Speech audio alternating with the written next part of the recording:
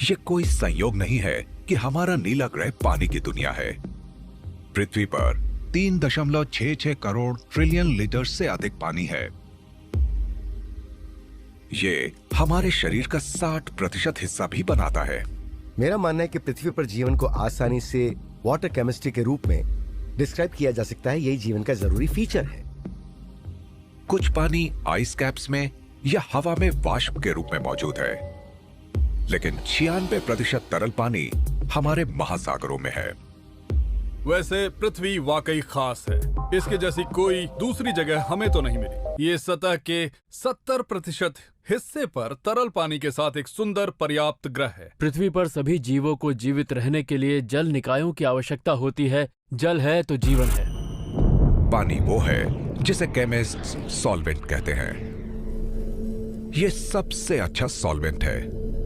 ये किसी भी अन्य तरल पदार्थ की तुलना में ज्यादा चीजों को घोलता है और अणुओं को मिलने और इंटरैक्ट होने देता है। पानी जहां भी जाता है वो मूल्यवान रसायनों, खनिजों और पोषक तत्वों का परिवहन करता है।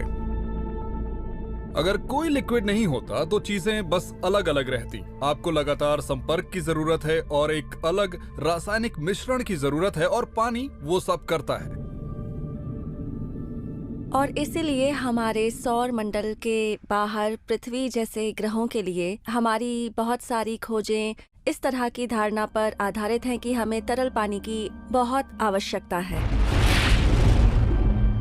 हमने लंबे समय से पृथ्वी को तरल पानी के रूप में माना है, लेकिन ये सौर मंडल में अनोखी स्थिति में है।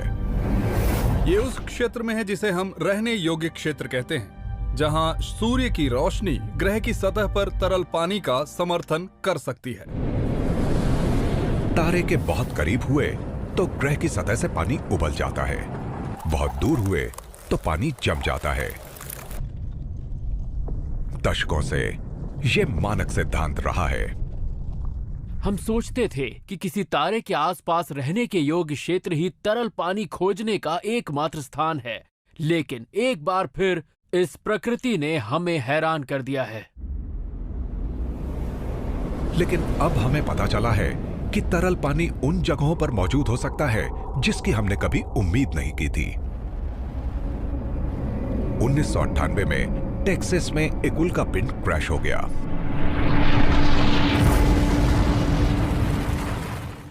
एरिज़ोना स्टेट यूनिवर्सिटी के वैज्ञानिक आज भी इसके रहस्यों का अध्ययन कर रहे हैं। हमें नहीं पता था कि ये सच में कितनी शानदार खोज होगी। इसमें एक रहस्यमय बैंगनी खनिज है। ये रंग ब्रह्मांडीय विकिरण के संपर्क में आने से बना है, लेकिन इसका कॉम्पाउंड बहुत ही सामान्य है। ये वास्तव में सोडियम क्लोराइड है, जो नमक जैसा मिनरल है। लेकिन कमाल की बात यह है कि इसमें तरल पानी के बहुत छोटे छोटे ग्लोब्यूल्स हैं, और वो तरल पानी 1.5 अरब साल पहले इन क्रिस्टल्स में कैद था। 2018 में वैज्ञानिकों ने क्रिस्टल्स की दोबारा जांच की और पाया कि तरल पानी अकेले यात्रा नहीं कर रहा था। हमें अब इस नमक क्रिस्टल में इस तरल पानी के साथ कुछ ऑर्गेनिक कंपाउंड्स भी मिले, और ये कुछ ऐसा है जो सच में नया और शानदार है। सच में हमें उसमें अमीनो एसिड्स मिले, हमारे सभी प्रोटीन्स की बिल्डिंग ब्लॉक्स, यहाँ तक कि हमारे डीएनए और तरल पानी भी। एक उल्का पिंड के अंदर जीवन के बिल्डिंग ब्लॉक्स। तो क्या हमारे सौर मंडल में कहीं और जीवन मौजूद है? शनि के लिए नासा के एक मिशन ने कुछ चौंकाने वाले परिणाम दिए। कसीनी स्पेस प्रोब शनि के चंद्रमा एनसेलेडस के कुछ नीचे। एनसेलेडस की किसी ने परवाह नहीं की। ये दुनिया का बस एक छोटा सा स्नोबॉल जैसा था। पर एनसेलेडस ने सबको चौंका दिया। तरल पानी के दर्जनों गाइसर्स चंद्रमा की सतह के साथ खाइयों से बाहर निकलते हैं, जो एक विशाल सब सरफेस ओशन से आते हैं। लेकिन यह कैसे संभव था कि हमारे सूर्य के रहने योग्य क्षेत्र के बाहर इस दूरस्थ जमी हुई दुनिया में तरल पानी हो? जब आप बाहरी सौर मंडल में प्रवेश करते हैं तो यह ठंडा होता है। कुछ ऊर्जा स्रोत होना चाहिए इसे गर्म रखने के लिए। विशेषज्ञों का मानना है कि ऊर्जा विशाल गैस ग्रह की शक्तिशाली गुरुत्वाकर्षण पकड़ से आती है और इस सिद्धांत को टाइडल हीटिंग कहा जाता है। जब ये मुख्य ग्रह की परिक्रमा कर रहा होता है तब गुरुत्वाकर्षण की वजह से कोर में बहुत अधिक गर्मी उत्पन्न होती है और वो उस बर्फ के नीचे इस गर्म समुद्र के वातावरण को बनाए रखता है। पृथ्वी पर महासागर जीवन से भरपूर हैं। क्या एनसेलेडस पर भी ऐसा ही हो सकता है? मैं एनसेलेडस का बहुत बड़ा फैन हूं और मुझे लगता है कि ये जीवन के सबूत खोजने के लिए शायद सबसे अच्छी जगह है। 2018 में कसीनी डेटा का विश्लेषण करने वाले शोधकर्ताओं ने पाया कि एनसेलेडस की प्लूम्स में जटिल ऑर्गेनिक अणु हैं। बस साधारण अणु हमें वहां मिले जैसे कि मीथेन, लेकिन कैसिनी के रिजल्ट्स दिखा रहे हैं कि वहां अधिक जटिल बड़े कार्बनिक अणु भी मौजूद हैं। एक एक्स्ट्रा टेरेस्ट्रियल जल जगत पर जटिल जीवों का पहली बार पता लगाया गया है। वहां पर पानी बह रहा है, वहां जैविक सामग्री और जीवन के लिए सभी जरूरी चीजें वहां मौजूद हैं। तो ये किसी सपने जैसा था। लेकिन एनसेलेडस सब सरफेस ओशन वाला एकमात्र छोटा विश्व नहीं है। अन्य चंद्रमाओं और बौने ग्रहों में भी तरल पानी है। हमें लगता है कि जीवन के निर्माण के लिए सबसे जरूरी चीज तरल पानी का होना है और लगता है हमारा सौर मंडल इससे भरा हुआ है। बाहरी सौर मंडल में तरल पानी की खोज ने ब्रह्मांड में जीवन की उत्पत्ति के सारे नियमों को बदल के रख दिया है। ब्रह्मांड के उस पार सतह के नीचे एलियन जीवन छिपा हो सकता है। आंतरिक जल महासागर सतही जल महासागरों की तुलना में कहीं ज्यादा सामान्य है। तो अगर ब्रह्मांड में बहुत सारा जीवन है तो संभावना है कि बर्फ के नीचे एक आंतरिक महासागर हो। किसे पता कि बर्फीली बाहरी दुनिया के अंदर क्या छिपा हो सकता है। यह हो सकता है कि चारों तरफ जेलीफिश और ऑक्टोपस हों और एक्सोमून और बर्फीले एक्सोप्लैनेट हों जिनकी सभ्यताएं हैं जिनके बारे में हम अभी नहीं जानते। तरल जल महासागरों की खोज संभावनाओं की दुनिया खोल सकती है। अगर आप बुद्धिमान एक्स्ट्रा टेरेस्ट्रियल ऑक्टोपस सभ्यताओं के बारे में एक्साइटेड नहीं हैं, तो इस पर अब क्या कहूं। हमारे सौर मंडल में जीवन खोजने की संभावना अभी बहुत बेहतर हो गई है। बिल्डिंग ब्लॉक्स और तरल पानी आम है, लेकिन जीवन के होने के लिए आपको केवल इन दो स्थितियों से अधिक की आवश्यकता है। जीवन को एक चिंगारी चाहिए।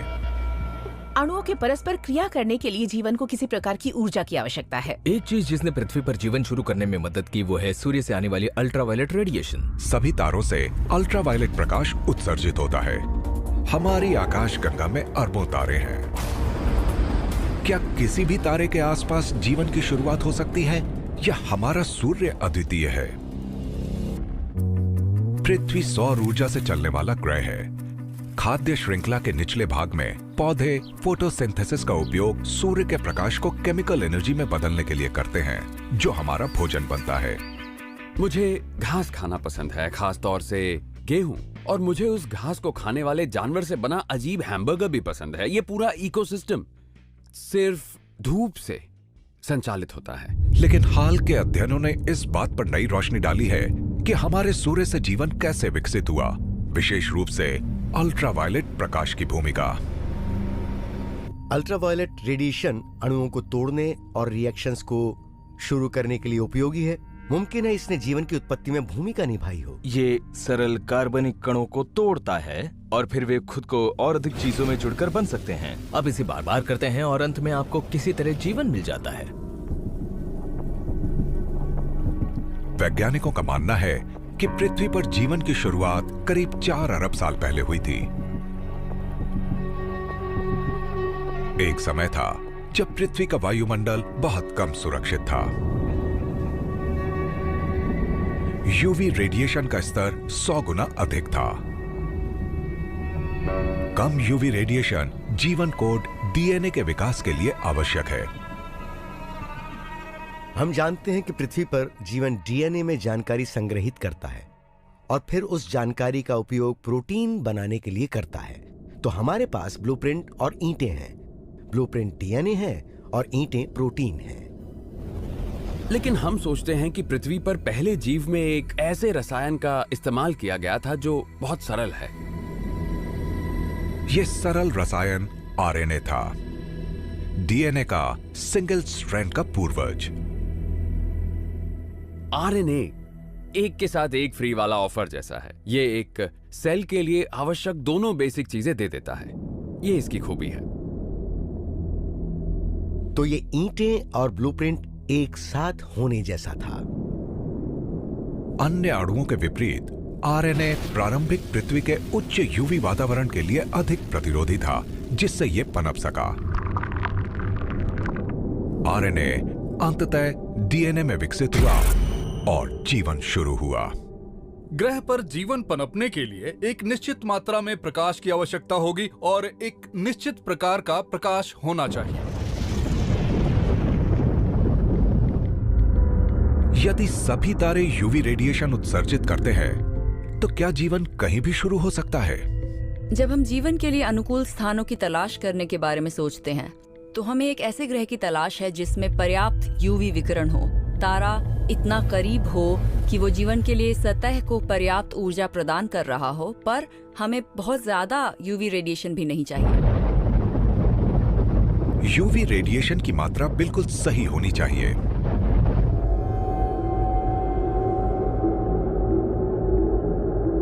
आकाश गंगा में सबसे आम तारे रेड ड्वार्फ स्टार्स हैं। अगर रेड ड्वार्फ स्टार्स अपने पास के ग्रहों पर जीवन को बरकरार रख सकते हैं, तो हमारी आकाशगंगा में इस तरह की बहुत सारी रियल एस्टेट्स हैं। रेड ड्वार्फ स्टार्स कई तरह से ब्रह्मांड में जीवन के जीतने के अवसर के लिए अच्छे हो सकते हैं। एक, वो ब्रह्मांड के सभी तारों के 3/4 से अधिक हैं। 2, वो सूर्य के प्रकाश की तुलना में 1000 गुना ज्यादा जीते हैं। और 3, ऐसा लगता है उनके चारों ओर चट्टानी ग्रह हैं, सूर्य की तरह सितारों की तुलना में कहीं ज्यादा। ये खूबियां हैं, लेकिन रेड ड्वार्फ स्टार्स की खामियां भी हैं। उदाहरण के लिए, हो सकता है कि वो जीवन की शुरुआत के लिए पर्याप्त उज्जवल ना हो। कुछ रेड ड्वार्फ स्टार्स जिन्हें हम जानते हैं, सूर्य की तुलना में कम अल्ट्रावायलेट रेज एमिट करते हैं। वे ज्यादा यूवी लाइट बिल्कुल नहीं देते। शायद उनके आसपास किसी ग्रह पर जीवन शुरू करने के लिए पर्याप्त ऊर्जा नहीं है। रेड ड्वार्फ स्टार्स बहुत मनमौजी भी होते हैं। वो कोमल और शांत रहते हैं, तो हिंसक विस्फोट भी कर सकते हैं, जैसे तारकीय लपटें। इस प्रकार के स्टार्स में अविश्वसनीय रूप से चमक होती है, मतलब कि वो एनर्जेटिक पार्टिकल्स और रेडिएशन और प्रकाश के एक समूह को शूट कर रहे हैं जो उन ग्रहों की सतह को गर्म कर रहा है। यदि तारा यूवी के साथ सतह पर बमबारी कर रहा है, तो ये उन सभी चीजों को नष्ट कर देगा जो जीवन के लिए आवश्यक हैं।